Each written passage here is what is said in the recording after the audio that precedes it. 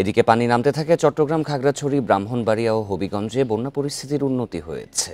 বাড়িঘরে ফিরতে শুরু করেছে ভুক্তভোগীরা। তবে বিভিন্ন স্থানে সড়ক ধসে ব্যাহত হচ্ছে যান চলাচল। খাগড়াছড়িতে বন্যার পানি নামায় ক্ষয়ক্ষতি স্পষ্ট হতে শুরু করেছে। দীঘিনালায় 750 হেক্টর জমির আমন চারা, 90 হেক্টর আউশ এবং 139 হেক্টর সবজির ক্ষেত নষ্ট হয়েছে। ব্রাহ্মণবাড়িয়ার আখাউড়ায় বন্যায় ঘরে ফিরছে মানুষ। তবে হাওড়া নদীর বাঁধসহ অন্তত 8টি স্থানে সড়ক ধসে পড়ায় ব্যাহত হচ্ছে যোগাযোগ। আখাউড়া স্থলবন্দর ও ইমিগ্রেশন চেকপোস্টের সব কার্যক্রম এখনও চালু হয়নি। চট্টগ্রামে 4টি উপজেলায় উঁচু এলাকার পানি নামতে শুরু করেছে, তবে নিচু এলাকায় এখনও পানি রয়েছে। বিভিন্ন আশ্রয়কেন্দ্রে রয়েছে প্রায় 14,000 মানুষ। হবিগঞ্জে ক্ষতিগ্রস্ত বাড়িঘর সংস্কারে ব্যস্ত ভুক্তভোগীরা।